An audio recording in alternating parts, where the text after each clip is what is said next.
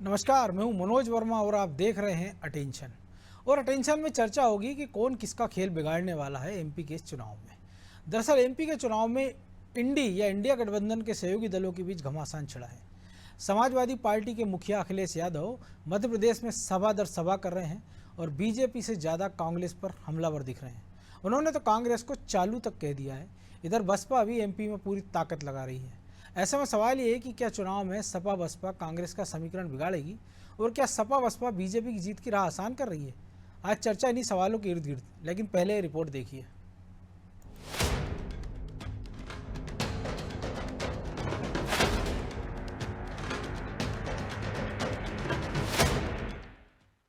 तो जो कांग्रेस पार्टी अति पिछड़े वर्गों की मंडल कमीशन की रिपोर्ट को जिसने लागू नहीं किया, काका कालेलकर की रिपोर्ट को लागू नहीं किया, आज वो चुनाव के दौरान पिछड़े वर्गों की वोट लेने के लिए जो बड़ी बड़ी बातें कर रहे हैं जातीय जनगणना की, मेरे ख्याल आप लोगों को इनकी हवाई बातों के बहकावे में नहीं आना चाहिए। गठबंधन की बात है। आज आप देखिए, चाहे वो कांग्रेस हो बीजेपी, उनकी भाषा बदली है। कांग्रेस जिसने कभी जाति जनगणना रोकी थी, जिसने कभी जाति जनगणना के पक्ष में बात नहीं रखी, उसमें चमत्कार देखिए, वो जाति जनगणना की बात कर रहे हैं। एमपी में अखिलेश और मायावती बीजेपी से ज्यादा कांग्रेस पर हमलावर है। एमपी के चुनाव में दोनों ही पार्टी पूरे जोर शोर से मैदान में दिख रही है, लेकिन इन दोनों के निशाने पर कांग्रेस है। यानी इंडिया गठबंधन के सहयोगी दल के बीच एमपी में घमासान छिड़ा है। टिकट बंटवारे से पहले सपा और कांग्रेस के बीच गठबंधन की चर्चा हुई, लेकिन बात बन नहीं पाई। इसके बाद से ही अखिलेश यादव और कमलनाथ के बीच बयानबाजी देखने को मिली थी। हालांकि सपा और बसपा से कांग्रेस खुद को सेफ बता रही है। उसकी माने तो इन पार्टी से उसको कोई नुकसान नहीं होगा। देखिए, हमला तो मजबूत पर किया जाता है। कांग्रेस पार्टी भारतीय जनता पार्टी से ज्यादा आज मजबूत है, इसलिए ये हमले हो रहे हैं। जो पार्टियां हमला कर रही हैं, सपा बसपा की दोनों की सीटें आप मिला लें तो टोटल 3 सीट थी। इनसे ज्यादा तो निर्दलीय जीत करके आ गए थे। तो ठीक है, लोकतंत्र में सबको अधिकार होता है कि वो लड़ाई लड़ें, जनता के पास जाएं। और जनता क्योंकि मन बना चुकी है कि मध्य प्रदेश में कांग्रेस पार्टी की सरकार लाना है, कमलनाथ जी को मुख्यमंत्री बनाना है, इसलिए हमारे ऊपर हमले हो रहे हैं। तो हम इसके लिए तैयार हैं, वो अपनी विपक्ष की भूमिका के लिए तैयार हैं। भले ही कांग्रेस कुछ भी कहे, लेकिन उत्तर प्रदेश से सटे इलाकों में इन दोनों दलों का प्रभाव रहता है। लिहाजा ये दोनों पार्टी जो तेवर कांग्रेस के लिए दिखा रही है, उससे बीजेपी खुश नजर आ रही है, क्योंकि बीजेपी को लग रहा है कि सपा और बसपा कांग्रेस का खेल बिगाड़ सकते हैं, जिसका उसे फायदा मिलेगा। देखिए, स्वाभाविक तौर पर जिस प्रकार के बगैर किसी नीतिगत एकरूपता के अथवा वैचारिक सहमति के सिर्फ और सिर्फ सत्ता की लोलुपता में यह गठबंधन बनाया गया था, इसकी तमाम परतें खुल करके जनता के सामने आ चुकी हैं। जनता देख चुकी है कि इस गठबंधन में अगर कोई भी कॉमनैलिटी है तो वह सिर्फ और सिर्फ सनातन विरोध है, और उसके अतिरिक्त किसी भी मुद्दे पर न इनकी वैचारिक सहमति है, न नीतियों को लेकर के सहमति है। एक तरफ इंडिया गठबंधन में सपा और कांग्रेस मिलकर बीजेपी से लड़ने की तैयारी कर रहे हैं, तो दूसरी तरफ राज्यों में इनके बीच घमासान छिड़ा है और बीजेपी इसका फायदा उठाने के लिए तैयार दिख रही है। जानकारों का भी मानना है कि बसपा और सपा अगर किसी पार्टी को ज्यादा नुकसान पहुंचा सकती है तो वो कांग्रेस ही है। इसलिए बीजेपी इन दोनों दलों को लेकर ज्यादा चिंतित नहीं है। खैर, ये दोनों पार्टी कांग्रेस या बीजेपी किस पर भारी पड़ेगी, ये चुनाव के नतीजों से साफ हो जाएगा। ब्यूरो रिपोर्ट, अनादि टीवी।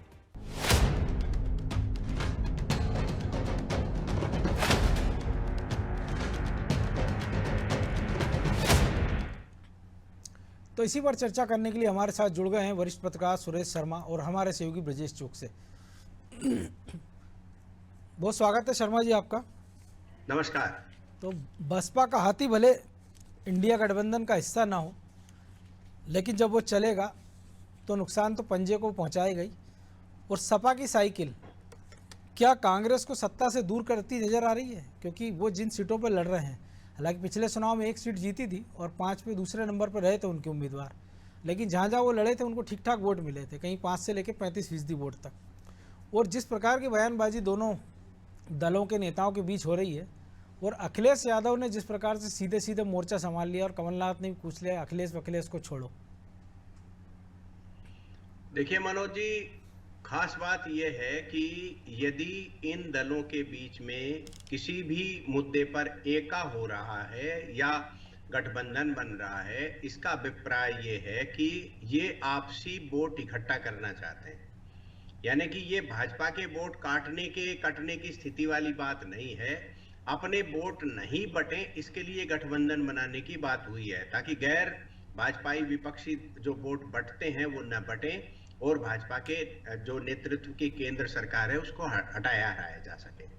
इससे ये स्पष्ट हो जाता है कि जो गठबंधन में शामिल दल हैं वो भाजपा के वोट काटने वाले नहीं हैं और आपसी वोट कटने की संभावना है या अलग अलग हो जाने की संख्या मामला बनता है। इसलिए मध्य प्रदेश में यदि समाजवादी पार्टी आती है तो वो कांग्रेस को नुकसान पहुंचाएगी, भाजपा को कम पहुंचाएगी। नेचुरली कोई भी राजनीतिक दल होती है तो नाराज होने के बाद लोग इधर उधर चले जाते हैं, तो उसका कहीं लाभ मिल जाए बात अलग है। अदरवाइज जो बड़ा नुकसान पहुंचाएगी वो कांग्रेस को पहुंचाएगी। हम सब ने आम आदमी पार्टी के सारे राजनीतिक विश्लेषण को देखा है कि वो पंजाब में गए तो कांग्रेस को उसने कमजोर किया, गुजरात में गए तो उसने कांग्रेस को कमजोर किया, दिल्ली में सरकार बनी तो कांग्रेस को कमजोर किया। और वो यदि मध्य प्रदेश में आकर के चुनाव लड़ रहे हैं तो ये तय मानना चाहिए कि उससे नुकसान कांग्रेस को होने वाला है। बहुजन समाज पार्टी का जो जो विस्तार हुआ, जो जो उसका वोट बैंक बढ़ता चला गया, कांग्रेस से दलित वोट छिटकता चला गया। अब तो दलित वोट भाजपा के पास भी बड़ी संख्या में आ गया है, क्योंकि जब ये मालूम चला कि भाजपा धर्मांतरण का विरोध करने के लिए इनकी सहायता कर रही है और इनके लिए काम कर रही है, तो क्योंकि अभी तक सत्ता प्राप्ति के लिए दलितों के साथ होना एक बात है और उनके उत्थान के लिए और धर्म परायण बनाए रखने के लिए साथ होना दूसरी बात है। तो भाजपा का एजेंडा सबकी जानकारी में है जी। अब रही बात कि मध्य प्रदेश के राजनीतिक समीकरणों पर इनके प्रभाव के बाद क्या स्थिति बनने वाली है, तो एक ऐसा वातावरण जिसको ये कह सकते हैं कि पराली जल रही है हरियाणा में और वातावरण बन रहा है या प्रदूषण हो रहा है दिल्ली में, तो इसी प्रकार से कुछ लोगों ने एक मध्य प्रदेश में वातावरण बनाने की कोशिश की कि ओहो यहाँ तो सत्ता का बदलाव हो रहा है और न जाने क्या होने वाला है, और वो तो पूरी जनता खड़ी है कमलनाथ जी के लिए माला लेकर के, और अभी बस ये गए और अब गए और आ गई सरकार। लेकिन पराली इसलिए जलाई जाती है कि अगली फसल अच्छी हो जाए या उस पर एक और फसल लेना है।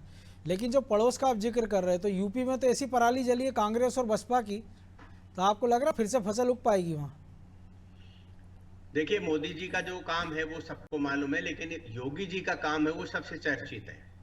तो योगी जी के काम के कारण क्या परिस्थितियां बनती है उसमें तो अभी बहुत समय है, उस पर अपन चर्चा नेचुरली करेंगे। लेकिन मध्य प्रदेश में जिस तरह का वातावरण बनाया जा रहा है, यानी कि हवाई मामले कुछ हैं, धरातल पर कुछ हैं। धरातल पर आपको बहुत ज्यादा कुछ दिखाई नहीं देगा, इसलिए जो एक समीकरण बहुत स्पष्ट हो रहा है कि ये जो गठबंधन के दल हैं ये नुकसान पहुंचा रहे हैं और पहले से ही कमजोर राजनीतिक पार्टी सपने जो देख रही है उसके सपनों को और धूमिल कर रहे हैं। जी, तो ब्रजेश जी सपने धूमिल कर रहे हैं, लेकिन हमने देखा बसपा ने 2 सीटें जीती थी पिछले बार, 5% के आसपास उनका वोट शेयर था। लेकिन अब हम देख रहे हैं लगभग 30 ऐसे बागी हैं जो कांग्रेस के, जो बसपा और सपा से चुनाव लड़के मैदान में। हमने ये भी देखा है मध्य प्रदेश या बाकी जगह कि जब बीजेपी का कोई बागी होता है वो निर्दलीय चुनाव लड़ता है तो बनिस्पत ज़्यादा नुकसान पहुंचाता है बजाय इसके कि किसी और तीसरी पार्टी से वो चुनाव लड़ता है। तो ये स्थितियां भी बीजेपी के फेवरेट, हालांकि 1-2 ऐसे कैंडिडेट हैं उनके भी, जैसे भिंड में हम बात कर लें संजीव सिंह कुशवाहा, तो वो बसपा से चुनाव लड़ रहे हैं, बीजेपी में आ गए थे बसपा के चुनाव जीतने के बाद। वो ऐसे कुछ उदाहरण बीजेपी के भी हैं। बलबीर सिंह दद्दोतिया भी हैं जो तिमनी से चुनाव लड़ रहे हैं। मनोज जी, निश्चित तौर पर नुकसान तो बीजेपी को कम होगा, कांग्रेस को ज़्यादा होगा, लेकिन ऐसा नहीं कह सकते हैं कि बीजेपी को नुकसान नहीं होगा। नुकसान कई जगह बीजेपी को भी हो रहा है। यदि हम चाचौड़ा की बात कर लें तो ममता मीणा आम आदमी पार्टी में चली गई हैं, तो वहाँ पे एक तरह से त्रिकोणीय मुकाबला होगा। ऐसी मध्य प्रदेश में 50 करीब सीटें ऐसी हैं जहाँ दिलचस्प मुकाबले हो गए बागियों की वजह से, तीसरे दल की वजह से। तो कुछ जगह पर हम वो बीजेपी को नुकसान पहुंचा रहे हैं और अधिकांश जगह पे हम देख रहे हैं कि कांग्रेस को नुकसान पहुंचाते दिख रहे हैं, जो कि पहले के जो आंकड़े बताते हैं उस अनुसार लग रहा है कि कांग्रेस को नुकसान पहुंचाते हैं। और जो आम आदमी पार्टी का, बसपा का और जो समाजवादी पार्टी का चरित्र रहा है या वोट बैंक रहा है, उसकी वजह से कांग्रेस को नुकसान होता हुआ हम मान रहे हैं। लेकिन आप देखिए कि इसके पीछे क्या वजह है। इसके पीछे भी एक वजह है कि ये जो मध्य प्रदेश में चुनाव हो रहे हैं, समीकरण भले ही बिगाड़ रहे हों, लेकिन इसका असर आपको लोकसभा चुनाव पर भी दिखेगा। यहाँ अपना वजन बढ़ाकर, चाहे वो समाजवादी पार्टी, चाहे वो बसपा हो, चाहे आम आदमी पार्टी हो, सीट शेयर की बात करेगी, वो कहेगी मध्य प्रदेश में भी हमारा वजन है। आप देखिए, चाहे पंजाब की बात करो, चाहे हम दिल्ली की बात करें, चाहे गुजरात की बात करें, जब वहां पे सीट शेयर की बात आएगी लोकसभा चुनाव में, तो ये पार्टियां ये पक्ष रखेंगी ना, मध्य प्रदेश में हमें 5%, 3%, 2% वोट मिला, इतनी सीटों पर हमारी वजह से कांग्रेस को नुकसान हुआ या कांग्रेस जीत नहीं पाई। हमने पिछली बार भी देखा कई सीटें ऐसी थी कि जहां पर मुकाबला बसपा से हो गया था, कांग्रेस तीसरे पायदान पर चली गई थी। या हम ये भी देखा हमने कि कुछ सीटों पर आप देखिए कि बसपा की और समाजवादी पार्टी की वजह से हम कह सकते हैं कांग्रेस को हार का सामना करना पड़ा, क्योंकि उसका वोट लेकर चली गई हो।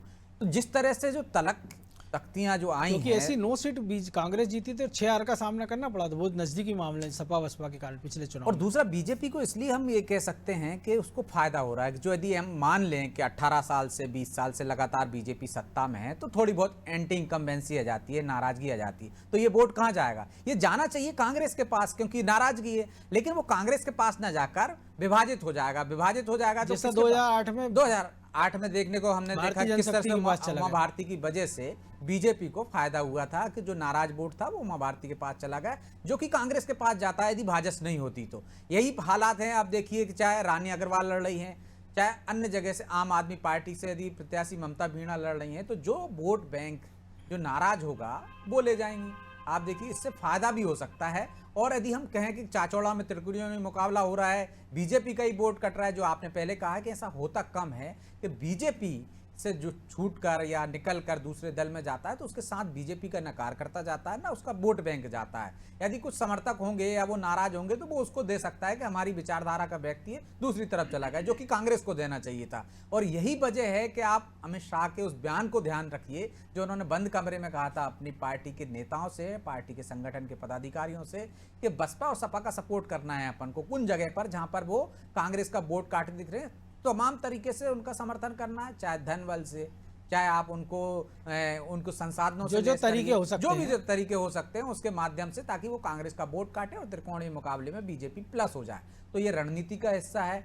और बसपा इसलिए जोर लगा रही, समाजवादी पार्टी इसलिए जोर लगा रही है कि यदि बसपा अभी तो इंडिया गठबंधन का हिस्सा नहीं है, यदि मध्य प्रदेश में उसको बढ़त मिलती है और गठबंधन का हिस्सा बनाने की उसको जो बाकी के राजनीतिक दल कोशिश कर रहे हैं, यदि वो सफल होते हैं तो मध्य प्रदेश में, उत्तर प्रदेश में उसको फायदा होगा यदि यहाँ पर उनकी सीटें आ जाती हैं। तो वैसे भी तीसरा दल यदि हम माने तो मध्य प्रदेश में बसपा को मान सकते हैं, उसका वोट बैंक भी है, उसकी सीटें भी आती रही हैं और वो कई जगह दिलचस्प मुकाबला भी बना रही है। 5% से कम उनका वोट शेयर हुआ नहीं। और समाजवादी पार्टी को इसलिए हल्के में ले रही है कांग्रेस, क्योंकि समाजवादी पार्टी का वोट बैंक यदि हम माने तो क्या है, मुस्लिम वोट बैंक है, जो कि मध्य प्रदेश का उसके पास जाता नहीं है, तो समाजवादी पार्टी को उतनी गंभीरता से ले नहीं रही है। समाजवादी और यादव भी उतने अच्छे उसको वोट नहीं करते, एकजुटता के माध्यम से वैसे। तो शर्मा जी, एक और चीज है कि नाराज फूफाओं को मनाने से तो अच्छा था कि सपा बसपा की मदद कर दो, अमित शाह का मूल मंत्र था, गुरु मंत्र।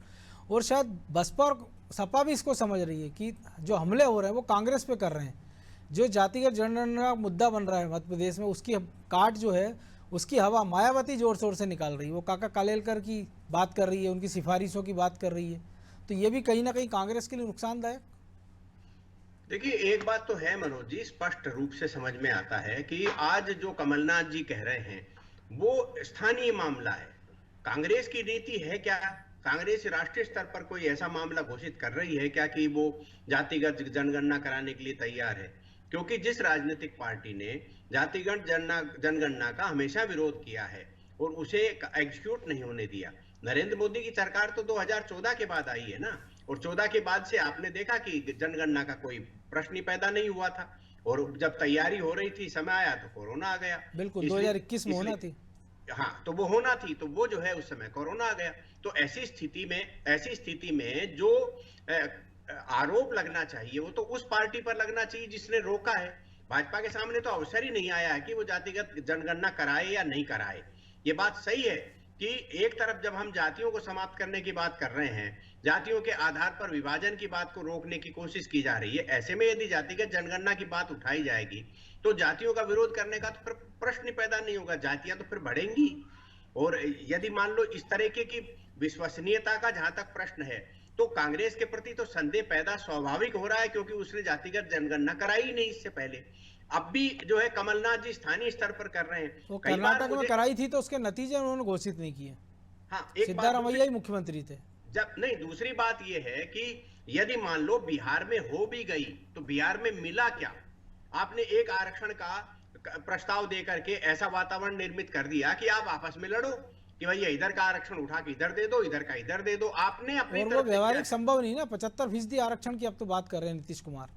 हाँ, वो तो संविधान संशोधन के बिना संभव ही नहीं है। जब तक संविधान में पार्लियामेंट उसके बारे में नहीं करेगी तो सुप्रीम कोर्ट की रूलिंग को बदला कैसे जा सकता? कोई स्टेट यूनिट तो सुप्रीम कोर्ट की रूलिंग को बदल नहीं सकती। बिल्कुल। इसलिए ये सब केवल फ्रॉड और दिखावा है। मैं ये कहना चाह रहा था मनोज जी कि कमलनाथ जी के द्वारा जातिगत जनगणना की बात कहना, भूपेश बघेल के द्वारा कहना, या जो राजस्थान के गहलोत जी के द्वारा कहना, इसका मतलब ये हो गया कि ये सारे मुख्यमंत्री हाई कमान से भारी हो गए, शक्तिशाली हो गए और अपना निर्णय स्वयं ले रहे हैं, क्योंकि ये नीतिगत निर्णय है। ये कराना, ये स्टेट का सब्जेक्ट नहीं है, ये नीतिगत निर्णय है। क्योंकि स्टेट यदि कुछ कर भी लेगी तो क्या हो गया, अपनी गणना बता देगी, इससे ज्यादा क्या कर सकती है। अब आप दूसरा देखिए कि कमलनाथ जी क्यों ज्यादा शक्तिशाली अपने केंद्रीय नेतृत्व से खड़गे जी से नहीं पूछते, उनका बेटा टिकट घोषित करता है। इसका मतलब ये हो गया कि मध्य प्रदेश की कांग्रेस पार्टी अलग दिशा में जा रही है, केंद्र की अलग दिशा में जा रही है। केंद्र नीतिगत जो केंद्र को निर्णय लेना होते हैं वो भी स्टेट पे ले लिए जाते हैं।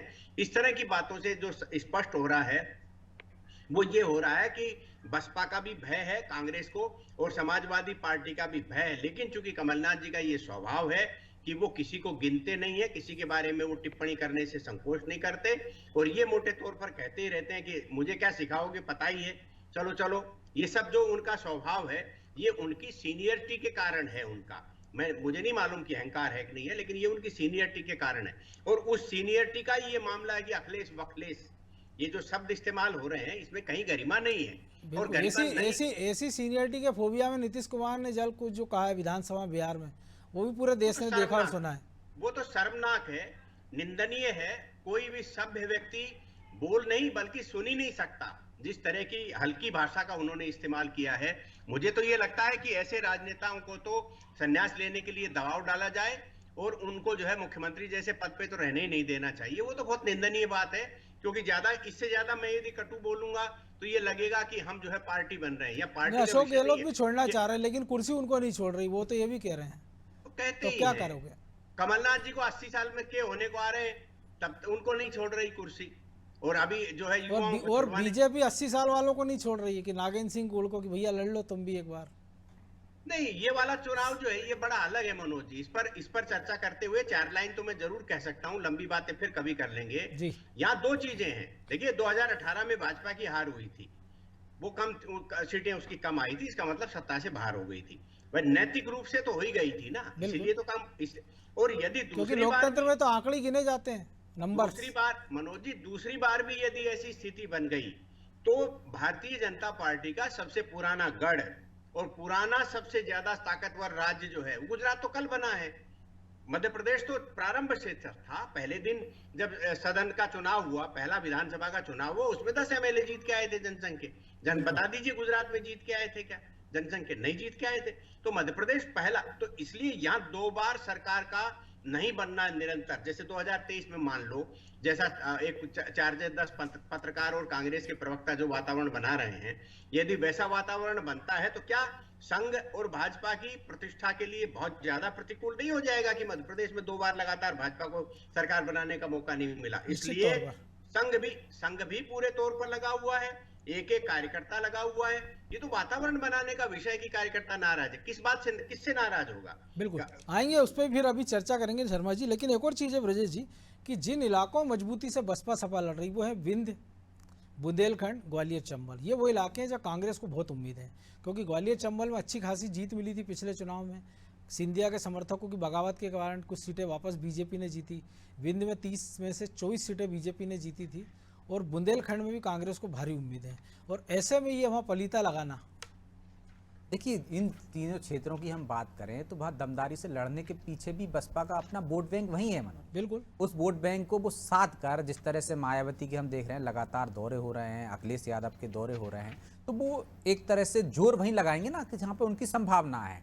यदि पूरे मध्य प्रदेश में हम मायावती खड़ा कर दें अपने उम्मीदवारों को, तो क्या वो उतनी सक्षम है वहाँ पे बसपा उतनी के उनको वहाँ से एक तरह से सफलता मिल जाए। एनर्जी वेस्ट करना है ना, तो वो ताकत वहीं लगा रहे हैं जहां पे उनको संभावना दिख रही है। वो सिर्फ थर्ड पार्टी बनना चाहते हैं और रिमोट है तो उनको लग रहा है कि पिछली बार 2018 में जिस तरह से समर्थन के आधार पर सरकार बनी थी, तो कहीं ऐसा ना हो कि समाजवादी पार्टी लग रही कि मध्य प्रदेश में कांटे का मुकाबला है, 2-4-5 विधायक हमारे आ जाएंगे तो हम भी एक तरह से सत्ता में भागीदार हो जाएंगे। या बसपा सोच रही है कि हमारी जरूरत पड़े, हमारे बिना सरकार ना बने, तो निश्चित तौर पर उनकी अपनी भी ताकत बढ़ेगी। तो इसी वजह से हम देख रहे हैं उन क्षेत्रों में वो ज्यादा जोर लगा रहे हैं जहां पे उनकी संभावना उनको ज्यादा लग रही है, चाहे वो रामबाई हो, चाहे हम देख रहे हैं बुंद हो, चाहे बुंदेलखंड हो, चाहे ग्वालियर चंबल में। इन्हीं क्षेत्रों से बसपा को हमने देखा है दूसरे नंबर पर भी आई है वो मुकाबले में, और वहां पे उनका वोट प्रतिशत भी इतना ज्यादा है कि वो वहां पे जीत सकते हैं।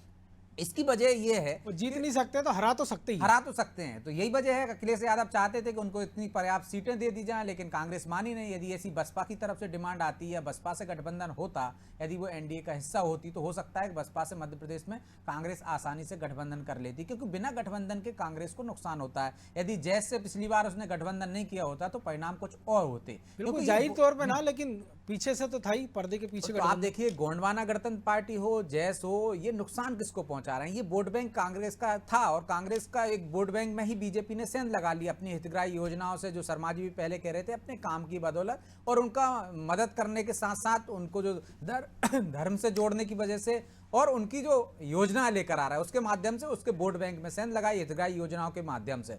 अब उस वोट बैंक में बसपा और समाजवादी पार्टी तो पहले से ही सेंध लगाए हुए थी, धर्म के आधार पर मान लो या जातिगत आधार पर मान लो। समाजवादी पार्टी भले ही कुछ हिस्सों में नुकसान ना पहुंचा पाए, ज़्यादा हिस्सों में, लेकिन उसका भी वजूद है। आप देखिए, चाहे यही वजह था कि पृथ्वीपुर में आपको समाजवादी पार्टी से उम्मीदवार लाना पड़ा, आपको बिंद की ऐसी कई सीटें हैं जहां से आपको समाजवादी पार्टी, चाहे वो बीजेपी ने लिया हो चाहे कांग्रेस ने लिया हो, तो आपको ताकत तो दिखाना ही पड़ी ना। आपकी ताकत की वजह से ही, वो समाजवादी पार्टी की ताकत कह लो या व्यक्ति की ताकत कह लो, लेकिन उस पार्टी के नाम पर वोट मिले, व्यक्ति के नाम पर मिले। और शायद कह सकते हैं कि उत्तर प्रदेश में हैसियत तोलने के लिए मध्य प्रदेश को एक तरह से उन्होंने मोहरा बनाया है, सपा ने भी, और इसके जो नतीजे आएंगे वो हमको 2024 में उत्तर प्रदेश में दिखेंगे। क्योंकि हमने देखा है कि अखिलेश तो कह रहे हैं कि 65 सीटों तो वो अकेले लड़ेंगे, 15 सीटों की दावेदारी, हिस्सेदारी किसके हिस्से आती, इस पर फिर कभी चर्चा करेंगे। बहरहाल अभी समय कम है, इजाज़त नहीं दे रहा है वक्त, तो चर्चा को विराम देना होगा। बहुत धन्यवाद शर्मा जी। तो निश्चित तौर पर कि हाथी और साइकिल, एक बार हमने इनकी सवारी भी देखी है, और अब ये अपने ऊपर सवारी की तैयारी में थे कि कौन सवारी करने को तैयार है, लेकिन कांग्रेस ऐसा कर नहीं पाई। तो अब ये देखना दिलचस्प होगा कि जब ये साइकिल चलेगी तो उसकी जो धूल की गुबार होगा उसमें कौन छुपेगा, या हाथी अगर मध्यवादी चाल चला अपनी ग्वालियर चंबल बुंदेलखंड और विंध्य में, तो कांग्रेस को कितना नुकसान पहुंचाएगा। अटेंशन में आज इतना ही, मुझे दीजिए इजाज़त, और आप देखते रहिए अनादि टीवी। नमस्कार।